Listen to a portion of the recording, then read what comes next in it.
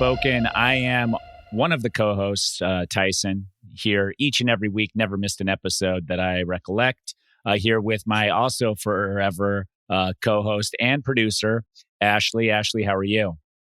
Fantastic. Great. Should I say fantastic? Fantastic. Oh, yes. Foreshadowing.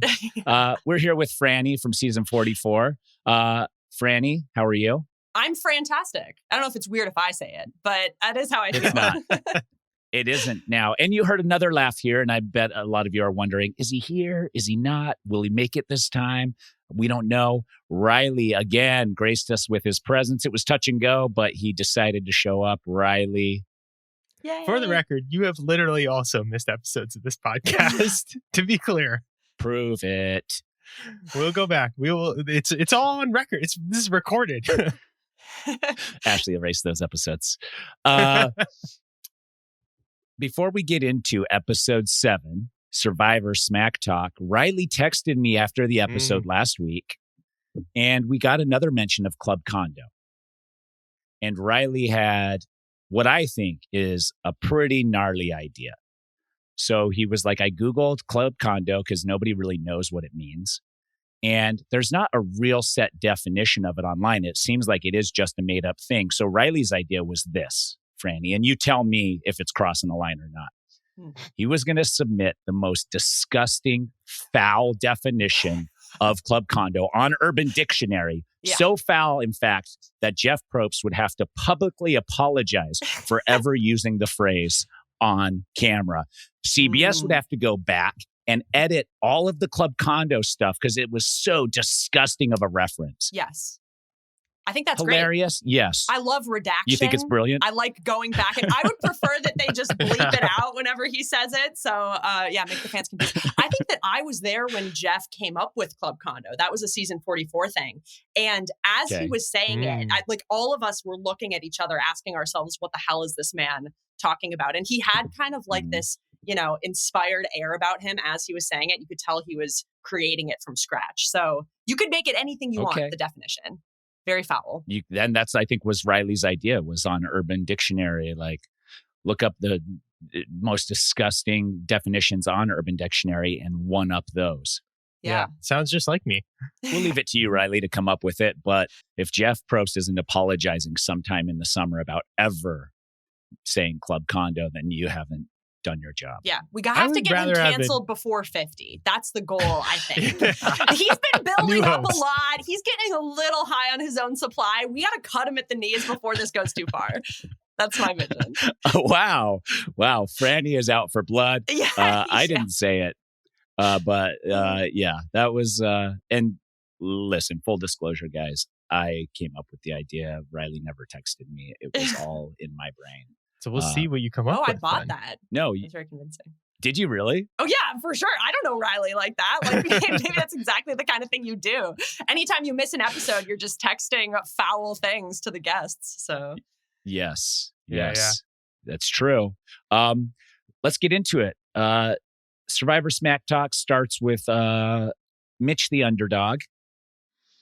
How do you feel about Mitch? And like, he knows writing's on the wall. He's been out a couple votes, and him and Say are both coming back to camp a little bit, bummed, figuring out what direction next. Do you like Mitch's approach here, or Say's approach, or both approaches? I was impressed with both approaches, to be totally honest. I think that for each of them, it could be so easy to say to themselves, I'm on the bottom, everyone lies to me all the time.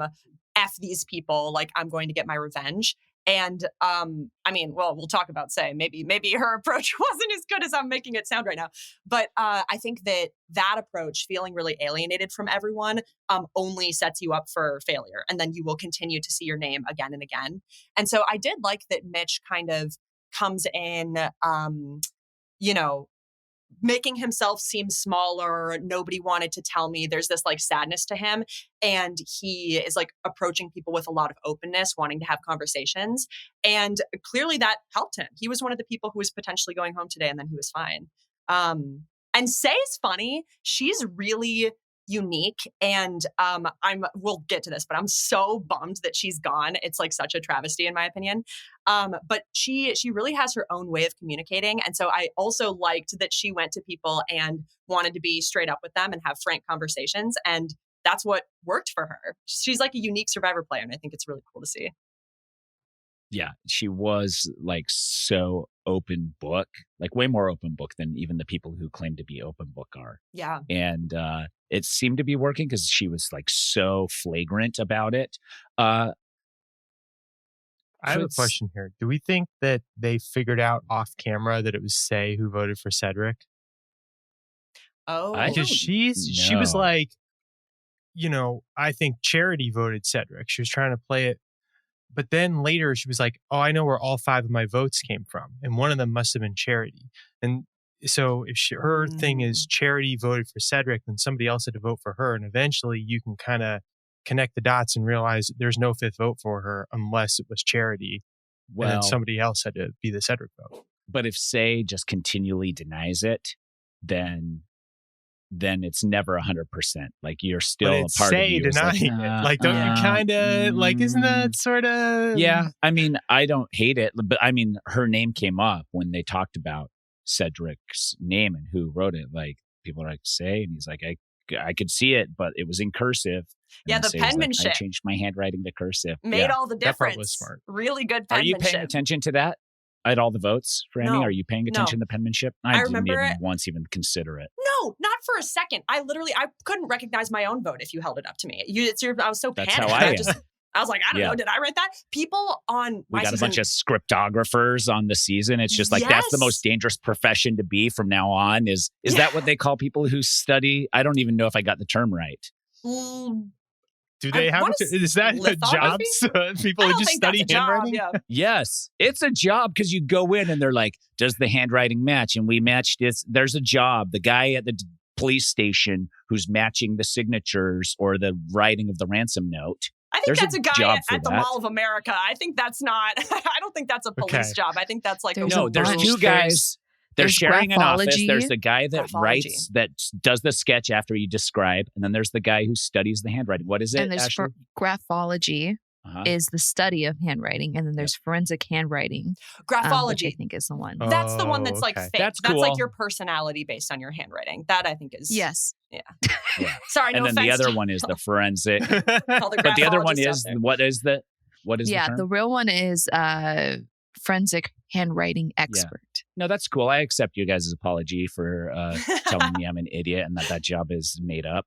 The guy who's drawing like the Unabomber sketch, and the guy who's like looking at the manifest are 2 separate guys that share an office and matching the handwriting and stuff. They're friends. I don't know Dynamic duo. They're those friends. 2. Yeah. Yes, they're like, with these 2 superpowers combined, we can figure out. We will find who any it is. caper. Yeah, we'll catch them. Yeah. Yeah. It feels like it has to be a part-time job too, as part of like a broad like how many notes are like arriving at police stations, and it's like we got to put together the clues. It takes a long time to figure out one. So if you get one every like 6 months, that's enough to be like, okay, this guy's working double time. We got 2 notes in the last few years. 6 months to analyze the handwriting. That's how they the keep Zodiac themselves was writing notes forever and ever, dude. They had guys on that for how many years? Full-time employees. Sorry, man. It takes me a analyzing. week to learn the handwriting of each letter. Yeah. That's my backup Riley's job. minimizing this job, but it's like an expert thing. You think it's a backup job?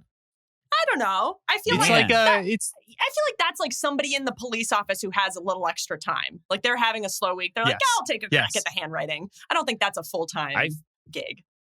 I feel like the next time we get a criminal handwritten note, Frannie and Riley are going to be number 1 suspects if they've listened to this podcast, minimizing this guy's job. He's now, or she, it could be a she.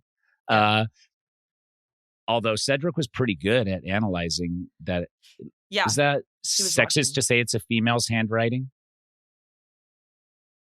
Questionably, but he was right. He was. That's what I'm saying. He was on to something. And I have Those are separate things. It those can are be like it could be 2 separate It concepts. could be It could be both. Yeah. Okay. Okay. Both, but neither. Yeah. I will say that this is an opportunity for any of the men now to do some really loopy votes. Yes. Perfect Now that they their know that people are handwriting. watching. Mm-hmm. Yeah. I couldn't do it. My handwriting is too sloppy. Like mine is as feminine as Say's handwriting was. Mine is equally as masculine. Mine is probably the most alpha handwriting of anybody that's ever been on Survivor, especially more alpha than Joe and David. My handwriting is so masculine, it would put their handwriting to shame no matter how much milk they drink. Shots fired. Wait, I want to know if you That's you talked about this last week. Are you all milk drinkers or no? No, gross. That's I mean, so not gross. The way they are. A gallon? Do you know how do you have a lot of phlegm just like constantly like Wait, do you drink a gallon of milk a day? No, I don't drink a gallon of milk on? a day. I drink an appropriate, I think, amount of milk. I drink milk in my coffee. And I will occasionally Is it cow udder pus or is it like almond and it is 100% natural cow udder pus. And I love it. And it doesn't make me phlegmy or anything. It's great. That's why I'm like 5'10". That's why I'm so tall. But it's just in your coffee, or are you like getting a glass of milk at dinner or something? Yeah, are you mixing it with a little honey to go to sleep at night? Like, what is your intake? I don't need honey. What am I, weak? I like it straight. Straight from the udder. No, I do drink a glass of milk occasionally. I think like if you grew up on milk, it's very refreshing. Like I see where David is coming from, where he's saying, I don't like water. I want a glass of milk. Because it's very cold, very creamy. Water can be cold. Yeah, water. What is the temperature? Unlike is water, not unique to milk. If I'm on an island and it's hot outside, you under no circumstances are you getting me to drink a cold glass of milk for refreshment over even cold ice water. I'd take a cold soda. I'd take a cold juice even, but a cold milk when your mouth is dry and you're parched and you're like, you have one final thing to drink before you're going to die of dehydration anyways. Yeah. You're going to die of dehydration. That's guaranteed because you've gone too far. But you can have one last bit of moisture in your mouth. Are you going with milk? Yeah, I'm going milk. Right. I'm dying of dehydration. One last. And you're going to die of dehydration no matter what. It's too late. You've gone too long. Your cells are all shriveled up, every cell in your body. But they're like, you get one last like of. Okay. Well, probably going with like an ice cold beer. Oh, yeah. See, maybe we go like juice or pop or something. A little more fun. Okay. Pop is soda. If you're in the West or the East or the South. Listeners here. Yeah. Anywhere but here. That's what that means. Ashleigh, what are you choosing to drink on your I'm definitely deathbed? doing juice because I have experience having some ice cold milk during a hot day. Had it a long time ago when I was a child in the hot summer Las Vegas in the suburbs. Had a glass of milk and I yucked it all over the driveway. No. And that has traumatized me. So I can't even imagine drinking milk out there. Doesn't even make sense. Hup yucked it. Heck yeah. Never heard that before. Yucked it. That's good. It's like pop. That's I would definitely drink a soda pop. That way I kind of get all the listeners in here. Soda pop. Probably Coke or Dr. Pepper, depending. I think a cold Coke when you're like almost on your deathbed would taste spectacular. This is making me so thirsty, this conversation. I gotta have a guzzle. We get into it here. We get into it. Could Mitch have Say worked together to drive something here? Like they both understood they're on the outs, but Say is just unwilling to work with anybody who's ever mentioned her name. Yeah, I think there's no way. It might be her downfall. It's weird because she, I think probably what frustrates people about her is she has this dichotomy where she's saying she really values honesty and straightforwardness. And then she is lying about voting for Cedric. She totally freezes people out when she decides that, they don't like her and she doesn't like them. So it feels inconsistent in a way that I think makes people not want to work with her. And I think that, if she had had a little more like open of a read on everyone, she would have realized that Mitch had nowhere to go. They probably could have worked together really well. I don't know who else they would have pulled though. Who's in that group? Star? Something about Star. Wow. Incredible that she was not even a topic of discussion this week. She went from being a major focus in terms of like a person on the bottom to being considered part of the majority group. And I think she's done a fabulous job getting in there. Yeah. Yeah, she has done really well.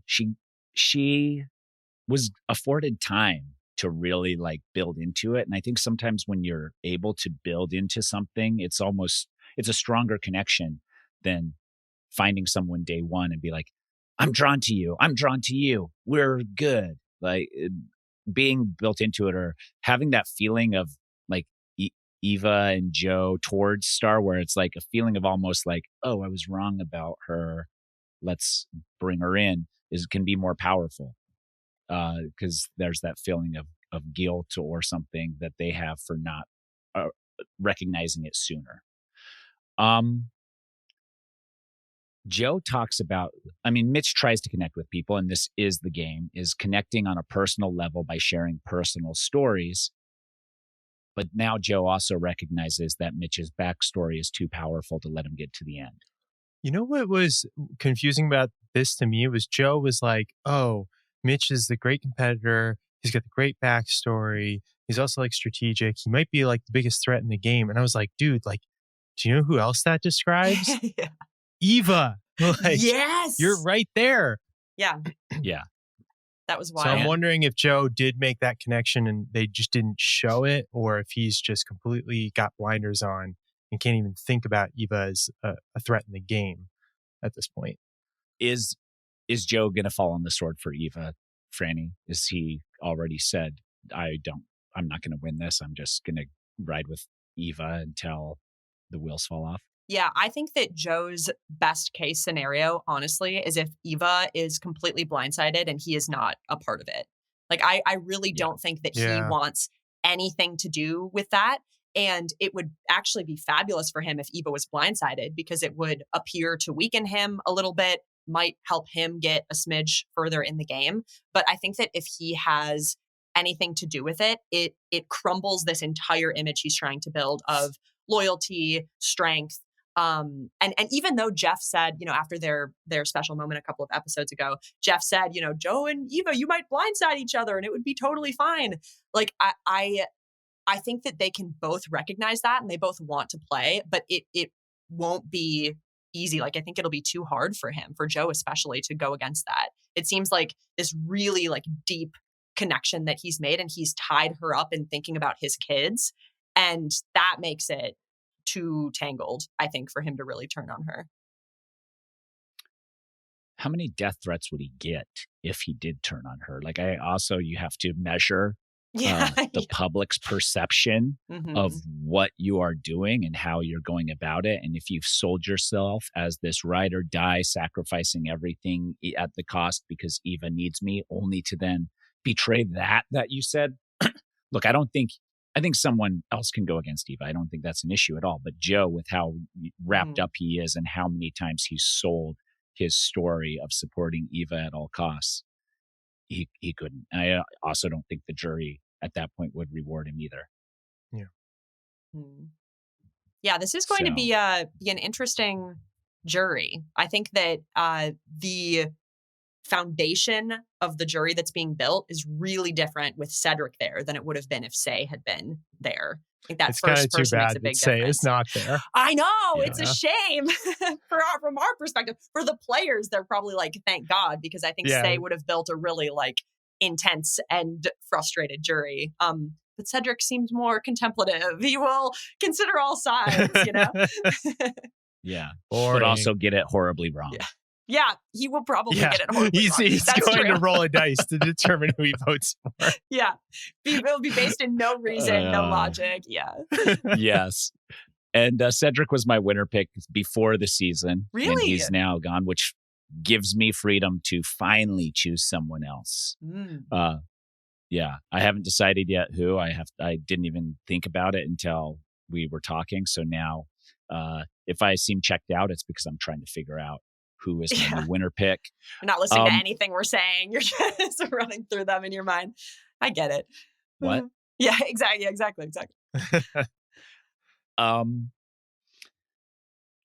Did Mitch share too much? Because I mean, the hero backstory, is that too much to share? like, it sounds great. Like, I used to work in the postal service. I was making great money. I had great benefits. I gave it all up to make a difference, be in kids' lives. And in life, I respect that. But in the game of Survivor, I'm thinking what Joe's thinking.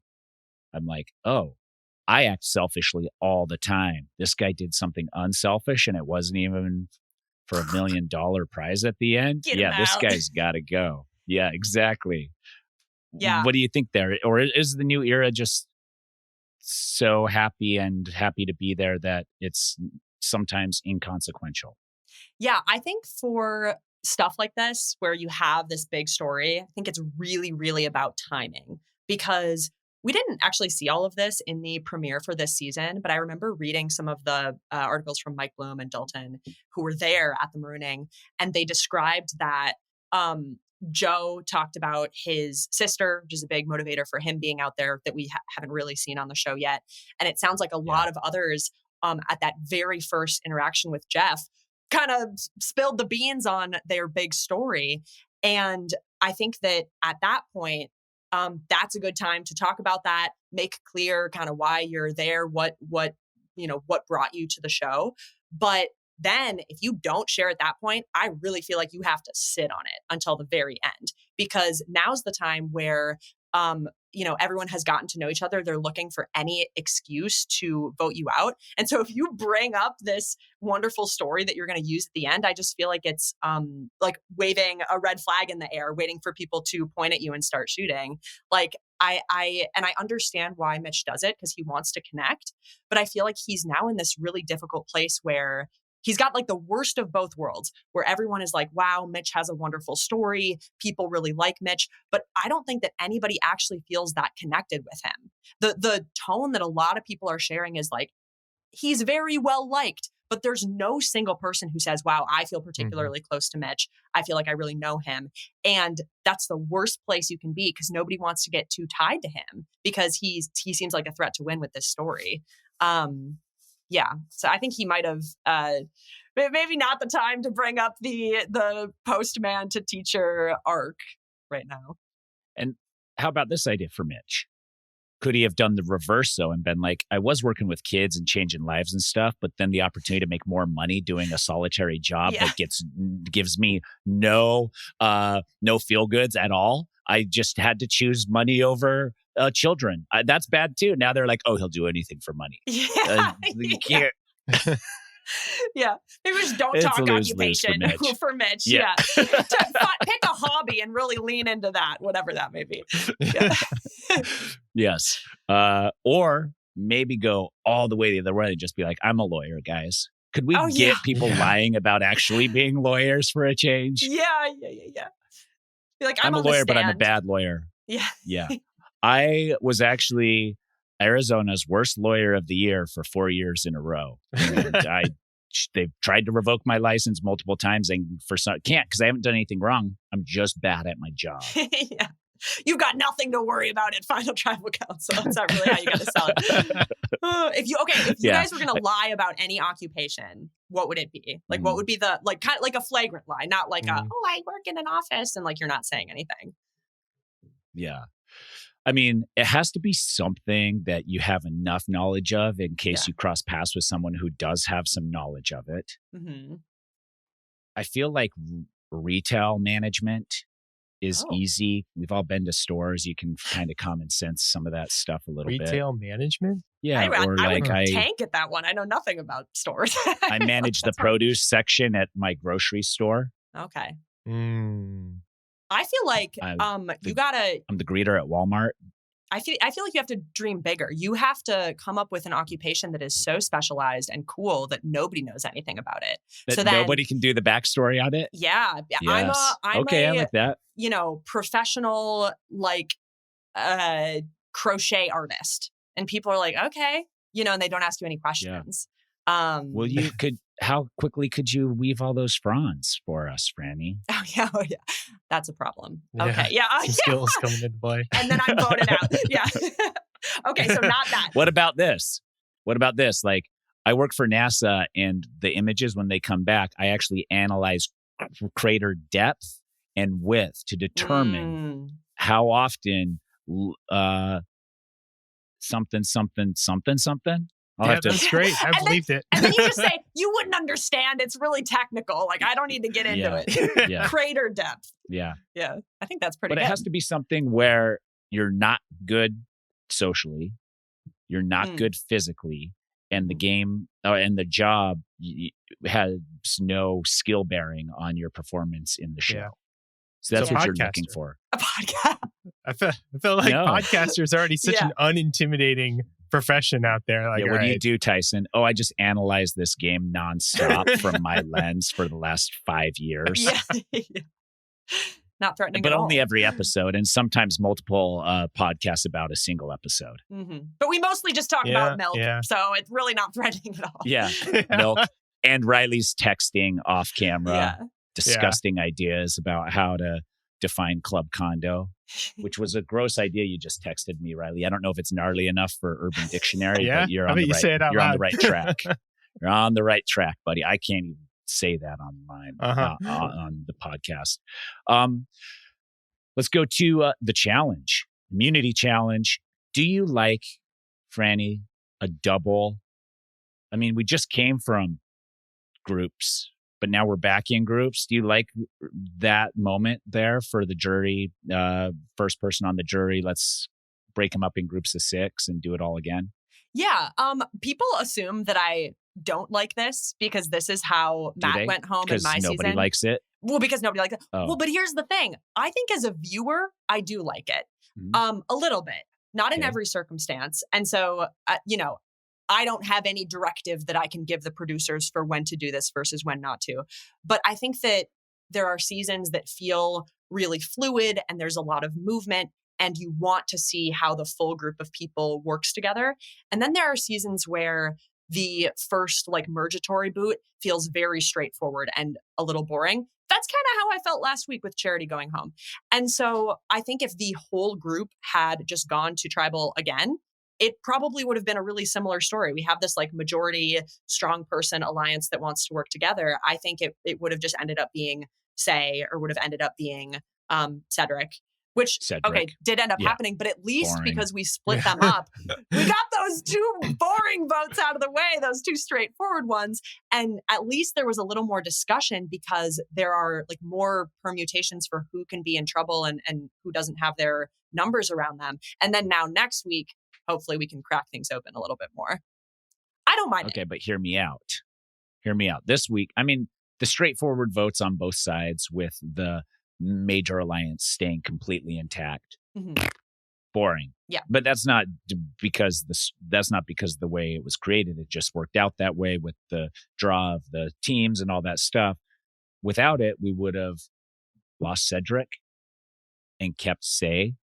And Say probably would have been the one they split votes on. So then Say comes back going extra berserko. We would have lost Cedric? I feel like we would have lost Say. I agree. We'll never know, will we, Riley?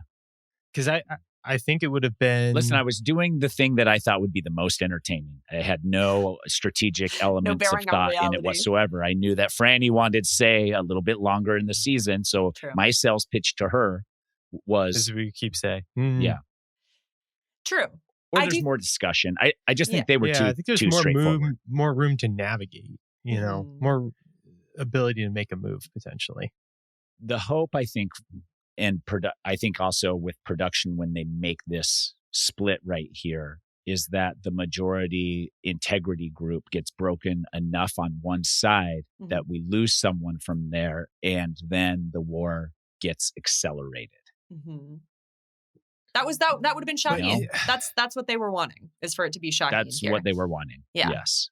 I don't think I never felt like that actually had any traction. I felt like that was a complete red herring for us as the viewers. Yeah, the strong 5 group. No, the idea that they would actually vote out Shaheen was going to be gone. They would actually go. Yeah. I do think that Camilla was genuinely planting seeds of doubt, and I don't know how much you guys talk about the next time on, because those can be very misleading too. But I think that they're always misleading. They're always misleading. But it seems like something is going on with David, and I could see Camilla's, which means he's so calm. We're going to see next season, next episode, not a single confessional even. Yeah. We're like, where'd that big guy guy go? We haven't seen him in 45 minutes. Yeah. But I think that Camilla was genuinely planting seeds, but I think there's like absolutely no world where Shaheen goes there. Felt wild to me. Yeah. And that's what I kind of thought too. I was like, oh, it's a hard pitch. It's a very hard pitch to like create enough mistrust with people that quickly when you've trusted them. It's hard. But I think planting the seed, like you said with Camilla, is the step to breaking up the integrity group. And it's going to be a slow chipping away until you can finally get it to crack. The immunity challenge, have you done this immunity challenge? Do you like this one? No. So I'm not a fan of this one. Yeah. This one is really one of the challenges that feels the most, it feels like it really benefits people who did a specific type of athletic training beforehand. Almost every other challenge has elements of balance, elements of puzzles, elements of like other skills. This one is literally just your grip strength. And I would tank in this challenge. I would be so bad. I'd be like Cedric, where I like didn't even finish the end of Jeff's opening statement. And yeah, goes to show that it really matters on Survivor which challenges they put on your season, because everybody looks at me, they're like, wow, Frannie was so good at challenges. I won 2 challenges that were basically the exact same thing, which is like holding your hands up and balancing a little bit. And like, that's my skill set. Yeah. This, I think I would be really horrible at, truly. I think this is one of the challenges, like you said, but I, for different reasons, think it's it doesn't favor everyone. It doesn't give everyone an opportunity to win this. You have to have grip strength. But the other thing, and my argument against this was actually kind of proven wrong, is that the more weight you have on there, the more damage it does to the palms of your hands and the skin on your palms, which Kyle did mention he was losing skin. If you're 100 pounds going in and you're holding up 25 pounds, you're not losing skin. People's skin on their hands isn't stronger because they lift weights more. Yeah, well, yeah, it is. They get calluses and stuff. Yeah. No, warts. No, but they actually do get calluses. They do, sure. But the calluses get ripped off by that stuff too. And that even makes it worse because those are kind of, I think. I do agree with you that it's like this challenge. I mean, you could pretty much pick the order that they were dropping in based on like forearm size. Like you could just straight up be like, but that's not always the case. That's not always the case. I think Monica won this challenge on Blood versus Water versus Hayden. Okay. And I think it's another strength to weight ratio. Like if you're very lean and you're mostly muscle and you don't have a lot of body fat and that's how you started the game, then I think you're at an advantage. But so if you're doing grip strength forearm day, but you're skipping leg day, you're in great shape for this challenge. That's the setup you need. Yeah. Or if you're just like 85 pounds, but it's like 82 pounds of muscle all and in you your have hollow bones. Yeah. No, it doesn't have to all be there. It just has to be not a lot of excess. I think that generally people like David and these bigger guys don't win this challenge because they're too bulky, so that the 25% of their body weight wreaks havoc on the palms of their hands specifically. I don't know, man. David looks so comfortable out there. I think he could have gone all day. Yeah. Hayden's hands were torn all the way off. Layer of skin peeled off on both palms all the way off. I'm not playing the rest of Survivor like that. Yeah, that's the thing. I would have realized that I had no chance and just given up at some point because it's like the damaging your hands will be a liability the rest of the game. Yeah. Watch next episode. Kyle's going to have his hands taped up. Who else? Yeah. Joe probably has his hands taped up. I couldn't tell if David ripped skin on his hands or not, but he probably should have. He never even twisted. I don't know that he did. Yeah. Do you think milk does that to skin? Makes it strong. That's the secret. That's the secret. It holds the layers of skin together. That's why they were able to hold on for so long. It's true. Yeah. Big Dairy. Yeah. Big Dairy, seize your opportunity here. Get David his chocolate milk deal. He has got to get a Got Milk ad after this. There's no world. They don't make those anymore. They don't? Do they make those still? I don't know. With the like ultra thick gelatin like milk mustache. Yeah. He needs to be on one of those. I haven't seen one for a long time. Well, that's because you've clearly formed an animosity for milk. In my parts, we see these all the time. Do you really? Minnesota is just, or is it your algorithm is built towards milk? Yeah, it's probably that. It's a personal thing. Yeah. Okay. No, I haven't seen one in a long time, but I could see them bringing it back for David. It's, they had that kind of like sultry music scene the other day where he was drinking the milk. Yes. That was special. You don't get that every day. If you're big milk, you're looking for any marketing opportunity. They're losing people every day. Let's talk about this split up challenge. The 2 teams of 6, and then the winners both get immunity, and then the winner of the winners wins reward for the group. Is there any strategy to not winning the food there? Any at all?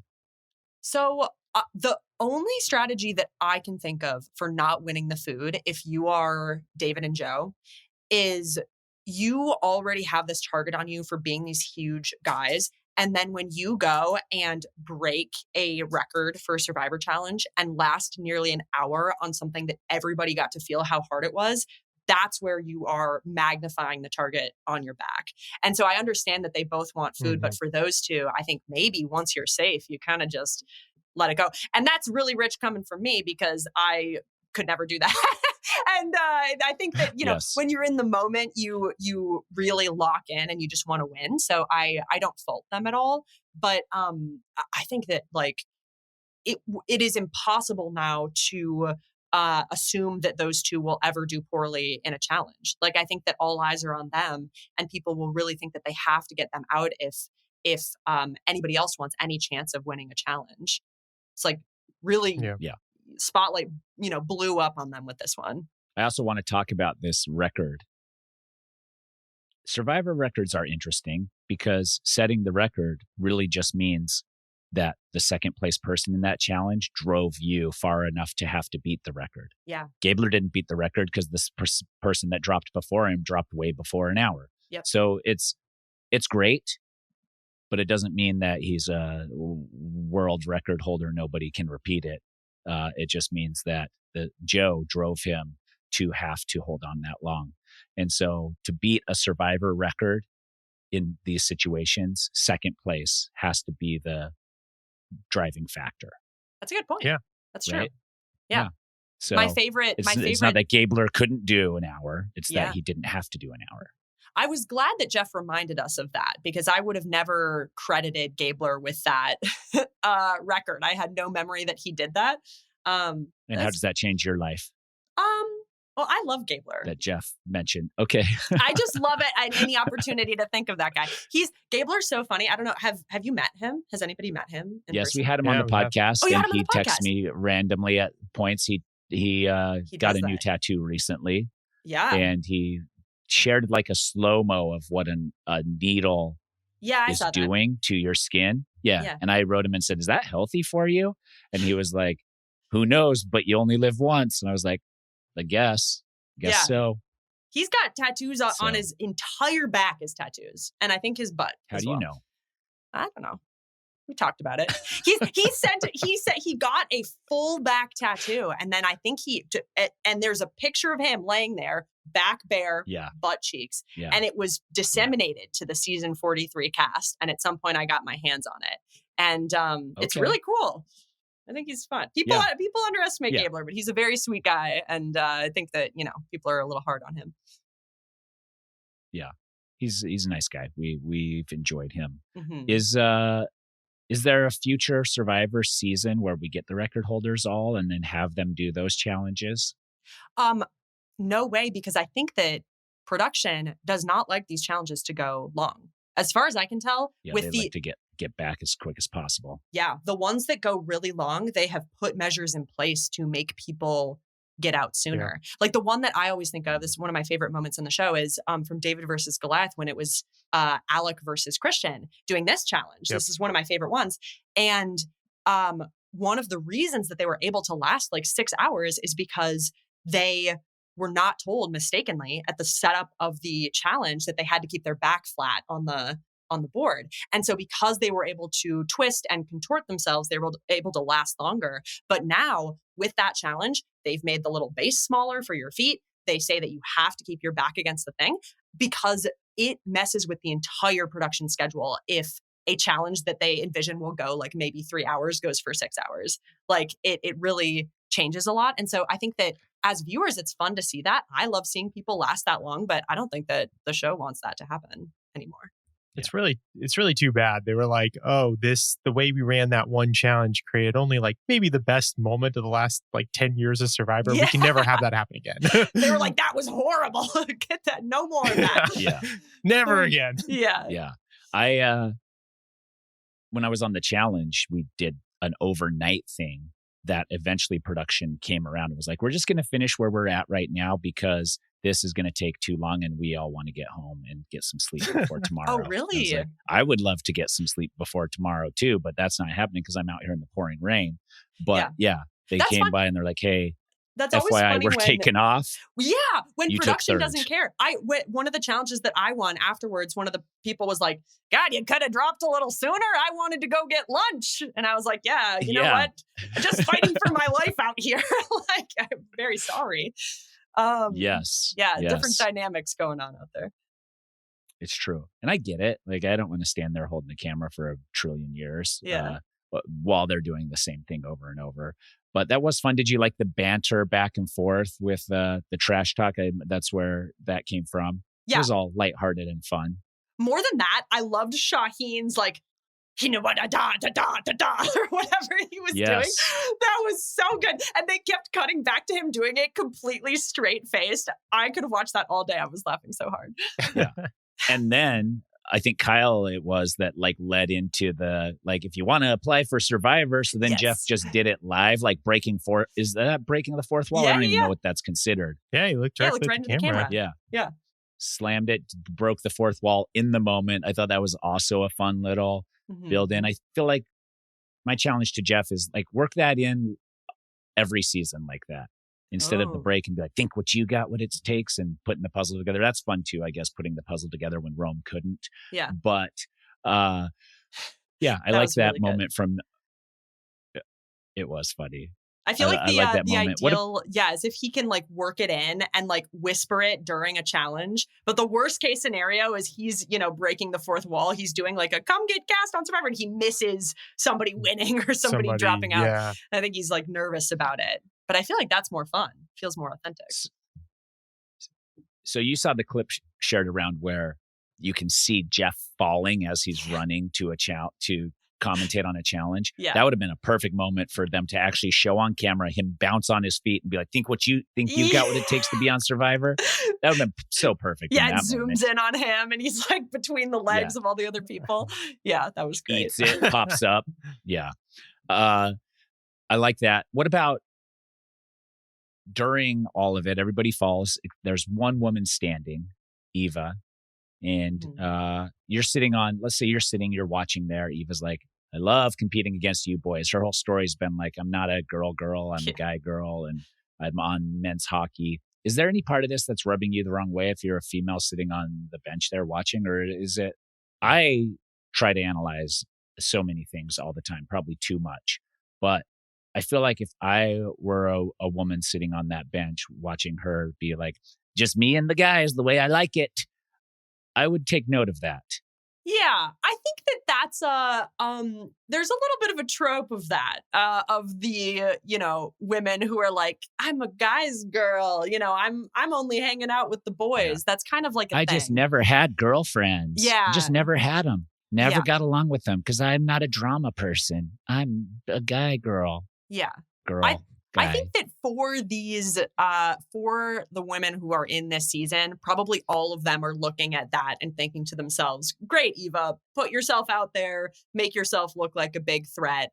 I don't give a crap if you think that you're a guy's girl and you don't want to work with me because you're just making yourself look stronger and more threatening. But it's an interesting, she's very open about it. She really just says like, I don't want to hang out with you women.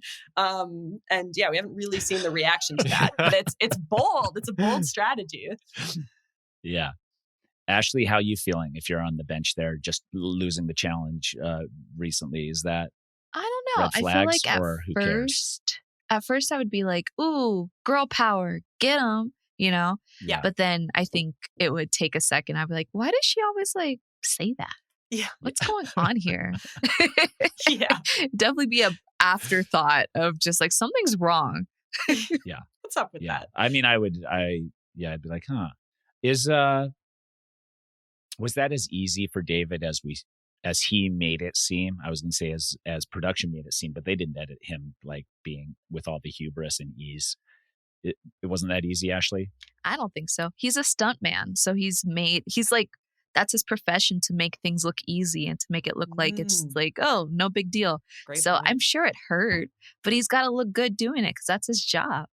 Yeah. We did get the flexing moments with him and the one arm, lots of one arming. Mm-hmm. And I think you're right. But I also think like in these moments, if you want to win, it's probably a sports thing in general. Cycling is my background.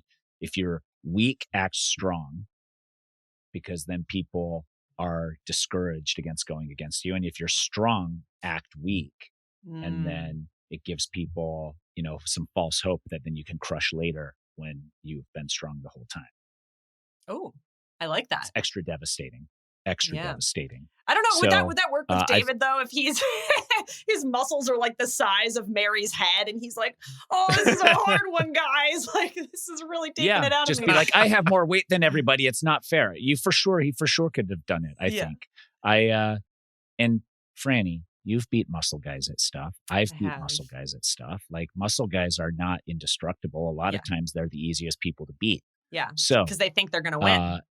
Dangerous place to be. They think they're going to win, and then it's extra devastating when they're like, "How did the 45-year-old mom lady beat me?" I'm like, well, I guess you're not as good at anything. Your whole life now, you have to analyze and really discover yourself again. This is a wake-up call for you, buddy.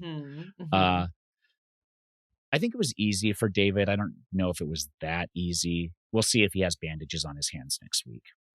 I feel like surely there's repercussions from a muscular perspective. Surely it like hurts, don't you think? Yeah, but you'll be down from that after a day or two. Yeah, for sure, cramping. Like your muscles are so sore after that moment because you're holding that position. And then when it's like, do you remember? I don't know if you did this as a kid, where you push as hard as you could on the door frame for as long as you could, and then when you step out, your arms were like floating or something. Yes. That feeling. That's what it feels like after you release from any of these hold still challenges, is that moment of like relaxed, but completely exhausted. And his forearms are that right now. Like if you at the thing where like crush that soft peanut butter and jelly sandwich in your hand, he couldn't do it because his forearms are too fatigued at that point. I should have watched that more closely. Well, after a gallon of chocolate milk. Yeah. Listen, I exaggerated my example, but it still Cedric stands. might not be able to. Cedric, no shot. Wow. Yeah. No shot at crushing a peanut butter and jelly sandwich with his bare hands. He's cooked. I mean, he was there for 15 seconds. Yeah. I thought that Cedric might be safe split up because he had such a poor showing in the challenge. I thought people would be like, wow, we can keep him around. Like he's just, never going to win. They've done that for him for so long. At some point, they're like, well, I mean, he hasn't done anything still. I don't know. I thought he was going to be safe too. I thought we were going to get some misdirection here from somebody, but it was pretty straightforward elimination on both sides. Let's go to the picnic with the two groups split up. Is this more fun than having them intermingle and having the two sides and factions weigh in on each other's votes? Ooh. I think as a player, it's really stressful because if you're considering making a big move, you really want to talk to your allies to understand like what the repercussions of that will be. And so, especially if you're not expecting to be split up, that happened on 44. Like we weren't told until later that we were going to different camps, and it induced so much anxiety. And I think that it prompted people to vote much more safely than they would have if they'd had a chance to intermingle and talk with their allies. So I think that that's probably the repercussion. Like, we talked about how it's nice to keep everyone together to vote together because there's more wiggle room.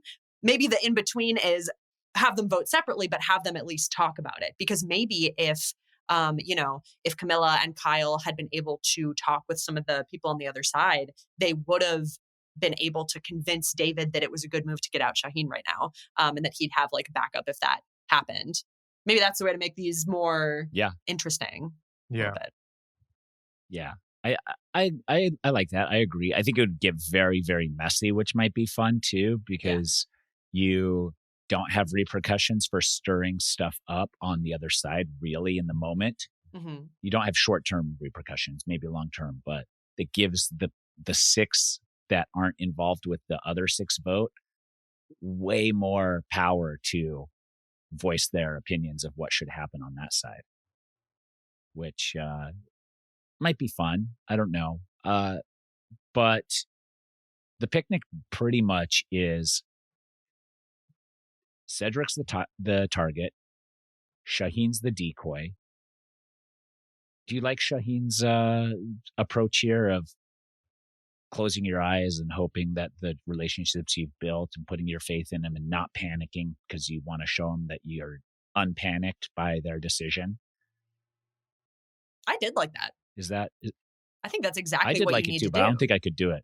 Yeah, I don't think I could do it. I'd be like, well, let's put the decoy on someone else. Maybe you. I don't know. Someone else. Yeah. But then that does show mistrust. But at the same time, it's like there's people who can do that and be like, yeah, no, I'm the decoy.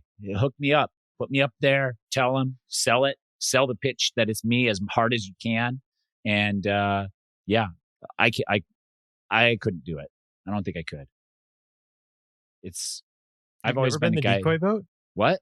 You've never been a decoy vote? No. I'm too powerful. You can't put me as a decoy vote. Nobody. Yeah. Haven't you I've never been a decoy vote. I don't think so. I've never willingly. No, they've never voted me and gone a different direction. When I get voted for, I get voted out. Yeah. True. It's a good way to be. When I'm leaving, I'm leaving. I mean, is it? I'm done. Yeah. When if there's a name written down and it's mine, I know all the votes are for me and I'm out of here. Yeah.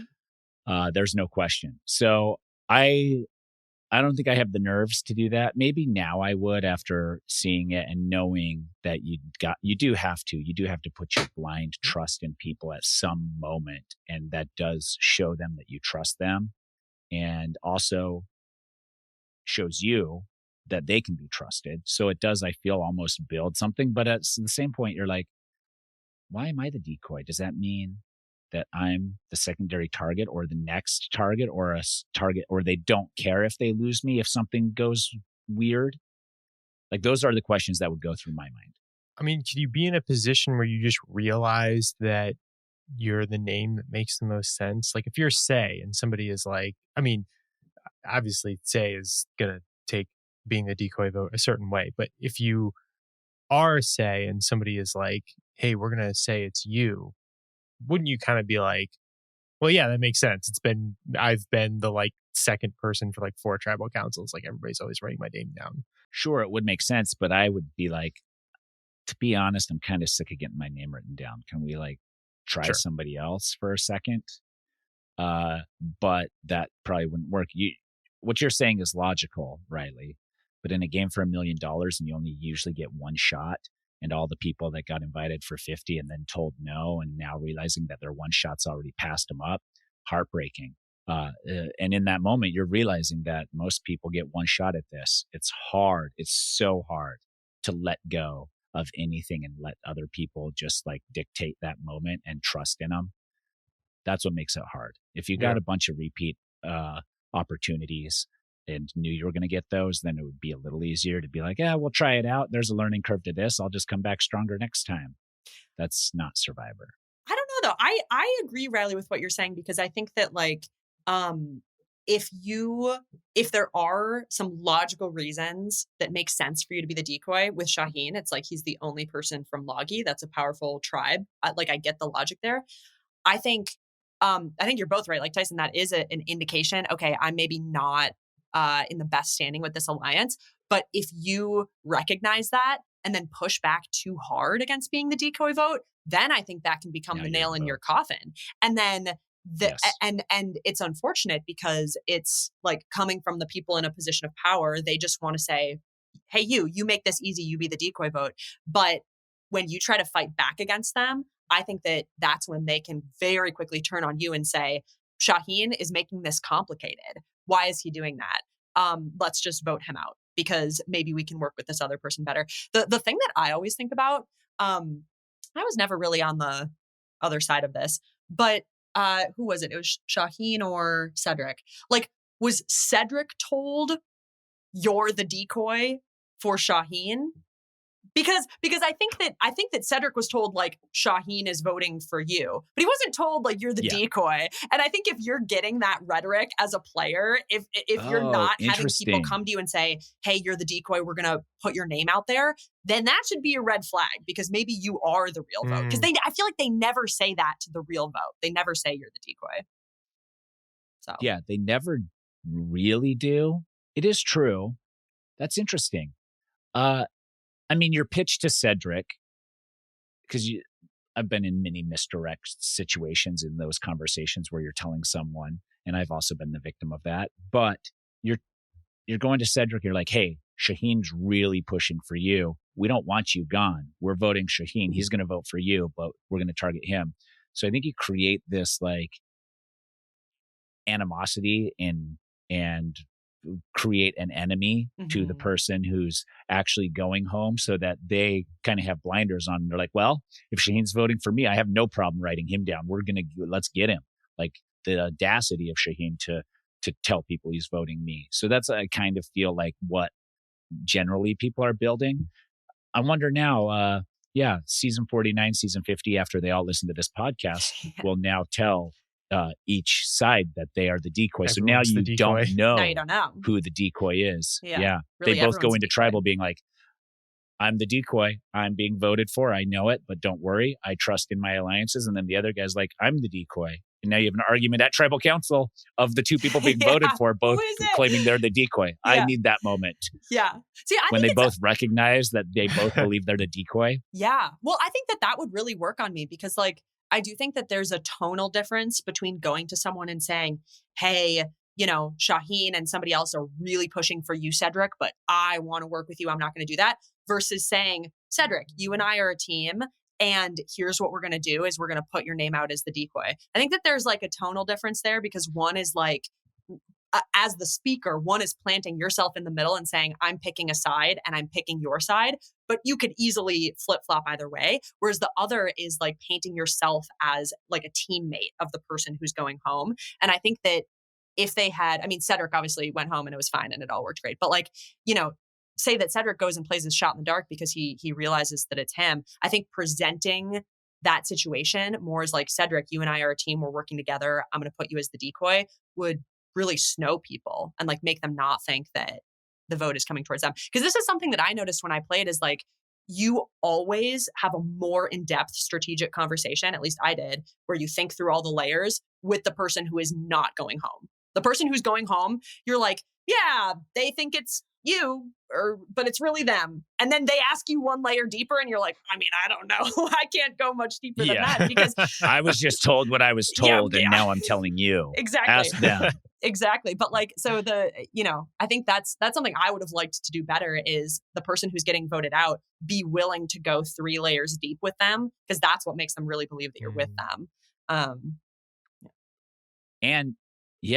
And when you have those decoy conversations, it would be like, Frannie, you're the decoy right now. Everyone's saying you're the decoy. Are you comfortable with that? Or should we try to do something different? And then that's like a real conversation. And then you're totally unassuming because you're like, they valued my input enough and they're going to help me switch the decoy somewhere else if I really hate it. And and then, old school Survivor. I think the play is when you're told you're the decoy is to go absolute fucking ape shit bonkers and make everyone uncomfortable and scared and annoyed. The new era is like, let's do it. Cool. Cool as a cucumber over here. Yeah. No, not a problem. Thank you for telling me, which I respect. Maybe one day I'll have the cojones to be a decoy in some capacity and be okay with it. That would be my growth arc. The next iteration of Tyson. Not only is he a dad, but he's okay with being a decoy now. Yeah. More importantly, so this shows more growth. Yeah. He's a decoy. He's okay being a decoy. Look at that. Doesn't even care. The heat's all on him. Yeah. Not even sweating under his arms at all. Yeah. So the Shaheen thing. What about Camilla? This is the last thing I want to talk about on this side here. Starting to build some mistrust between the integrity group. I'm worried for Camilla. You I are? feel like she's playing a little too Loosey-goosey? hard. And it's like when you start stirring stuff up like this and it doesn't actually result in that person going home, you're just creating the potential for a future enemy. Cross-reference. Yeah. Yeah, it's like if Shaheen kind of finds out about this, he's going to be like, well, Camilla has to go. I think especially So with Shaheen, like she just had this whole experience with him on that little tribe of 4 where it felt like they really bonded together. Like I think maybe Camilla could do that with somebody else who she's not as connected to. But with Shaheen, like I think he will be really hurt if he finds out about that. But she is in a tough position because she's probably reading the writing on the wall with this all strong, all trustworthy group and realizing that she does not fall into that at all. So, I don't know where she goes from here. I mean, ultimately it was Kyle and Camilla's decision, the two of them with Cedric to vote out Shaheen. I mean, who else do they need to pull in? They would have needed one more, right? Mary? Is Mary Mary. there? Yeah, because Mary would have done it. Mary would have done it. David wouldn't have done it. And Camilla trying to create some mistrust. You don't do that. It's the ask for forgiveness, not permission. So Camilla and Kyle get out Shaheen, and then David's like, "What the hell, guys?" And then be like, "He was targeting you, and he had the idol, and he was selling that pitch, and we protected you." And then David's like, "Thank you so much. I guess you guys are the actual integrity group, and Shaheen was dirty all along." I think that if Camilla wants to, I feel like she should have done this plan, but like almost reverse. She should have thrown the dirt onto David and tried to actually work with Shaheen, because I think Shaheen is more likely to strategize and flip on this kind of stuff, where David is like, "Nope, I trust Shaheen. We're good." Well, David has immunity though. That's just it wouldn't have worked on this that's one. true. Yeah. So that's a one really detail. good point, Frannie. That's a really good point, Frannie. Dragging around that. The hitch in the plan. Yeah. But in the future, if David loses an there's immunity, addendum to his idea. then you're like cutting the head off the snake of this whole strong 5. Like he's the one holding it all together. Once you do that, it all scatters and then you can play. But you think David's holding it together more than Joe and Eva? Yeah. David's the one who keeps articulating, we're going to have this final 5 and then we're all going to compete. And we actually don't get as much of that from Joe and Eva. I don't know if they are strategizing or not, but David seems the one that is the most gung-ho. That's like, we're going to play a loyal game of Survivor. I think Joe and Eva are probably somewhat bigger fans of the game than David is. And David's like a little bit naive about how the game works, which is why we're getting so much of that from him. I also think of those 5, just to point out, like David feels the least insulated in that group of strong people, because Joe and Eva are incredibly linked. And then Joe, Shaheen, and Kyle had this connection on that swap tribe. And so David is definitely like the add-on to that crew. So I think that I like what you're saying, Riley, like that he's a good first target for somebody who wants to break up that group of people, because he's kind of like the easiest to pop off of the group. Yeah. And he's like, if he does lose his immunity, he's an easy sell, because it's like, this guy will just win his way to the end. So he was like doing his nails as he was holding the thing up. Like, we got to get him out. I love that. Yeah, that could be. Is there a world where David wins this thing? Yeah, maybe. And how much hubris would he have at the end of it all, claiming he's the only person to never tell a lie that won the game of Survivor?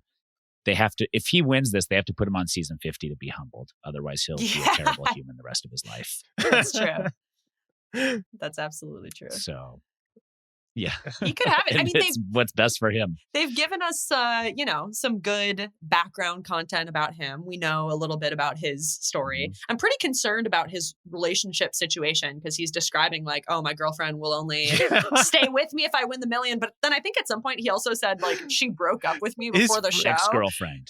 Yeah. Yeah. So he I'm said like, that his friends are like, oh, maybe you shouldn't stay with her if she only wants money. And he's like, they just don't understand. It's like, this is no, I just have to very get odd the to say money. about your girlfriend. Yeah. We need to know his girlfriend's Instagram so that we can God. go through it and see what type of person she is based on all Based of on- that. just on Instagram, which is, There The should be best enough way to of tell her about everyone too. knows your people's true and Instagram deep really is your soul, true yeah. self. Exactly. Yeah, Yeah. I agree. Like you could tell instantly if it's a facade of Instagram or if it's like their reality. Mhm. And from there, Yeah. I mean, just based on that alone, is it this a facade or is it her reality? That alone will tell us. If we're unable to tell if it's a facade or reality, then that's an issue. Or if it is her reality, then we can dig in a little deeper because her reality's sitting right there. I'm telling you, it's a foolproof plan, guys. We The got to guy get a scrap I of sit her next to- handwriting and bring it to the I thought you were gonna say- graphologist. I thought you were going to say hair. Yeah, no, not of her hair. Yeah. And do a spell. That would tell us if Yeah. she is real or fake. Bring this to the That's what I was going to FBI say. office. Yeah. I was going to say, I'll analyze her Instagram. The guy next to me will analyze her handwriting. And Yeah. the guy next to him will do a sketch. Yeah. Yeah. And this will all take 6 months. I know. I was going to This say will all, take full-time all jobs, actual 30 to crimes 40 years. will be put on hold for the next 6 months while we sort this out. While we figure this out. So everybody Yes. be good. So- No crimes out there. We got something to deal with. Yeah. Our detective's hard at work. Yeah. Yes, we'll figure it out of whether or not David should or should not stay with his ex-girlfriend after the show.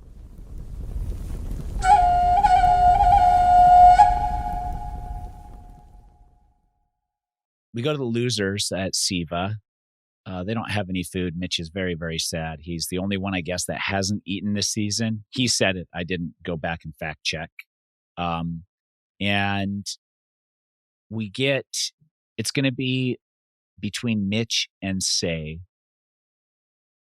What is there anything? There's a few things here that I'm curious about. Does it matter who makes the jury and who doesn't? Are you factoring that in any capacity? I think you do. For me, I would probably a little bit, but at the end of the day, I'd be like, what's going to get done? I don't really, cool if I can pick the person and place it and have it be a perfect scenario, but really that's a 1% factor in my decision. Yeah, I was surprised that they were talking about that so much. That wouldn't have factored in for Both me, sides. like at all. I do Yeah. think there's something to be said for the first jury member. Like, I really do think that's a tone setter. But if you're on that losing group and you're already not worrying about that tone setting person, it's like, okay, it's just whatever's best for me. I don't think it really, if Say stays, then as long as you're not the one to really screw her over, then what does it matter to you if she's on the jury or not? It's a weird tilt to think about this.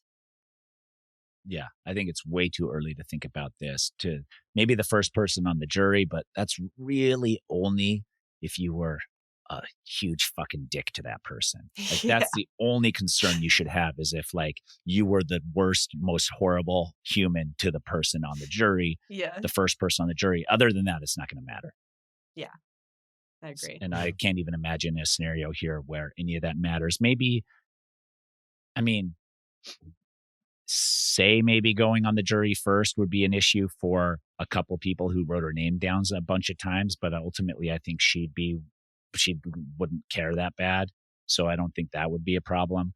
Otherwise, I don't really see anybody being a real problem for anybody as first on the jury. I don't know what else we have here. We have Mitch saying he's going to play his block a vote so that Say can't play her shot in the dark. Is that ultimately what factored into Say going home? I don't think that Say would have played her shot in the dark. I think that she believed that she was okay. Probably until she saw that block a vote. And then she realized like, oh crap, this is going to be bad. So I think... So where did her game go wrong? I think her Wait, game Say's game go wrong? has been going wrong. But here in this moment where she's Yeah. battling, when you're making the decision between Mitch and Say, could she have done anything to save herself?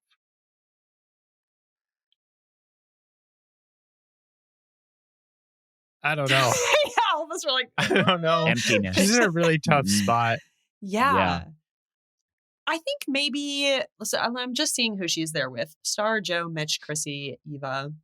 She didn't seem to, I don't know. I mean, it's hard. It looked like Say tried to have conversations with both Eva and Joe, but the tone of those conversations really felt like they were closed off to her. Yes. I think what she really could have done is started having a relationship with those people earlier, because it seemed like she almost took a little bit of a back seat when they got to the merge or the fake merge. She was really excited to reconnect with Mary, but we didn't really see her connect with a lot of new people. And I think that this is a situation where you're in a smaller group where that really comes back to bite you. Because, when you go up to Joe and Eva today, when you're on the chopping block and say, hey, I'm really excited to get to know you, like, let's work together. It feels so fake. It doesn't feel genuine. So that's maybe what she should have done differently. Even if she's saying that she only talks to people when she's ready to be real with them, it's too late. I'm not buying that. I'm like, oh, you need something from me. What about this pitch? And why couldn't this have worked out? Mitch and Say both realized they're maybe kind of targets. Why couldn't they pulled Chrissy in and Mitch could have dictated one of the integrity group go home? That's a point to cut Joe well, I guess not Joe. He's immune, but definitely Eva. Yeah, I made a note of this with Chrissy. I'm like really struggling to understand her game vision, probably because we haven't seen that much of her. I mostly know about her belly button. That's like my biggest piece of information about her at this point. What's wrong with her belly button? I almost forgot about that. Ugh. It's really deep. Oh yeah, it goes a couple inches deep. Wow. Yeah. That burned a hole in my mind. I'm shocked that you forgot about Forever that. and ever. A belly button depth tried to memory hole it. Yeah. Yeah. But she had like a real moment at Tribal Council that I think we're going to return to, where she's talking about lying in the game and how you have to lie. You cannot play with integrity. That felt really at odds with the persona that I feel like she's built in the game. And I think that that'll get talked about later, and maybe used. Was she saying too much at that Tribal Council? Yes, absolutely. Yeah, it was crazy. It was out of nowhere. And she had she had no reason to. Like, she wasn't on the bottom. It seemed like she just kind of got excited and like wanted to, put something out there about her like values in the game, but not the right audience and not the right time for that. Yeah.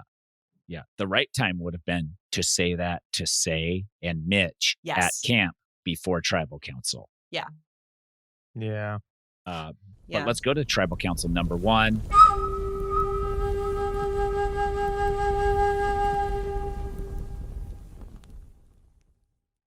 And it is Chrissy versus Joe, oddly. Yeah.